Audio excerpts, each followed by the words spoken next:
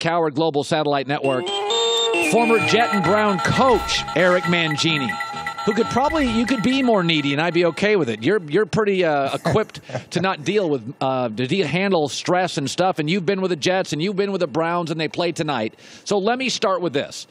I'm a believer that a football team, the Colts with Andrew Luck, the Eagles with Carson Wentz, and the Jets with Sam Darnold, they had veterans in-house, and they said, no, we're going to give the young kid the playbook in the franchise.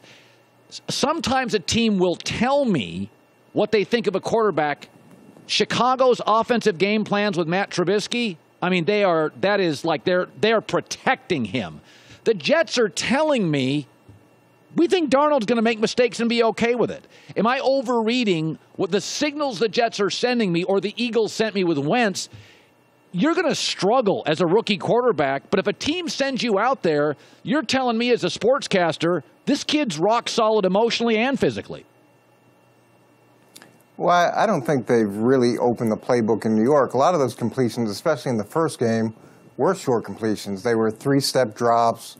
There were some wide receiver screens. There were things to get him going. Now, they've taken a few shots. They've mixed in some of those, which you would, because you want to be able to throw it down the field to some degree. But I haven't really seen them open it up extensively with Sam Darnold. And it's going to be interesting tonight, Colin, because he's got to deal with a significant amount of pressure on a very short week. Yeah. How they're going to approach this.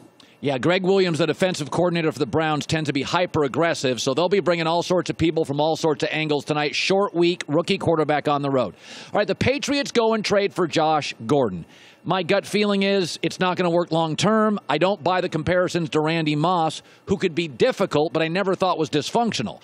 How do you think the Gordon-Belichick New England thing works out? Because he is a remarkably talented kid. Yeah, I see this, Colin, as purely a lottery ticket. So New England gives up a fifth. If he doesn't play 10 games, they get a seventh. So odds are New England's fifth will be a low fifth, and Cleveland's seventh will be towards the top of the round. So maybe it's 50 or 60 picks if he doesn't work out at all. If he does work out, they've got a guy with tremendous ability at a time of the year where it's really hard to add anybody with ability at a position of need. The thing that's got to happen, though, is he's got to make the decision. There's going to be no one that's going to be sherping him around and staying with him and protecting him and those things. He's got to perform, and he's got to make the decision to do that. He had his best chance in Cleveland. Yeah. It'll be, it's interesting. It's funny because Belichick this week, actually, New England faces Matt Patricia in Detroit. And Matt was, of course, a former assistant and now will face his mentor, Bill Belichick. You've been in this situation before where you have Bill's knowledge and you watch his system and then you get the head job and, here comes Bill. This is probably fun for you tonight, this weekend, to watch the Lions against the Patriots. For you, as a former Belichick disciple who then faced him, is probably fascinating. What was it like for you? What's it like for Matt Patricia? I love those games. It was exciting because you had so much inside knowledge on the team. You had so much inside knowledge on the checks, the thought process, the game planning, all those things. And it became a really like a chess match. I know we make that comparison a lot, but you know what's going to trigger certain adjustments with them. They know what's going to trigger certain adjustments with you. It's who can disguise it better, who can spring it on the other one at the right time. Now, that being said, as exciting as it is, it's also daunting because you realize how far the organization that you've taken over has to go to get to where they are. And I always looked forward to them. I remember my first one, we got a little bit bullied, and we were collectively determined we weren't going to be bullied anymore. Yeah, so the Lions, Matt Patricia hosting, playing the New England Patriots this weekend. So I was saying about Jon Gruden, and this was my question when he got the job, is that he was for 10 years a TV star. And so when you're a TV analyst, your job is to be interesting. And you get asked an average question, and your job is to give a better-than-average answer. And that is your role for a decade. And then you get a head coaching job. and it's hard to shut that off. Now you give the media nothing. You want to be as dull as you possibly can. And I watched Gruden yesterday stepping it with Khalil Mack, and he's extrapolating and going on. And I'm like, Jon, you're not a TV performer. You're a coach. Don't give anybody anything. To me, he is struggling in the thing we thought he'd be great with, kind of the media stuff. Are you surprised?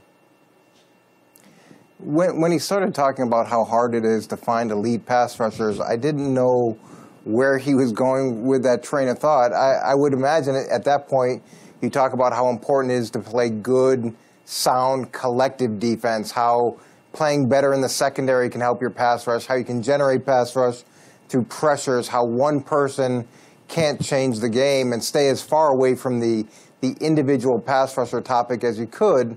Now, the only thing that I can imagine is at no point did he think that Khalil Mack was a real possibility in Oakland, in staying in Oakland, and in his mind that it just never was going to work, so he can talk about pass rushers because that situation was just almost out of his control.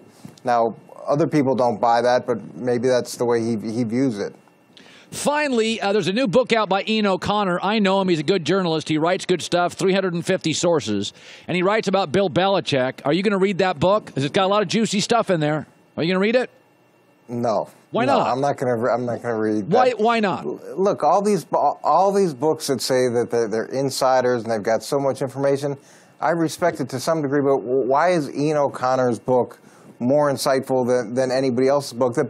The people that are there have very rarely talk about the experience. And look, I'm not taking anything away from O'Connor, but here's the prediction he made in 2000. I don't know if you remember this, Colin, but Patriots will regret hiring Bill Belichick. So for now, for him to be the defining source or expert on what makes Bill tick and what makes the organization tick, I think there's reservations about that from my perspective. So if I bought it for you for Christmas, you wouldn't read it?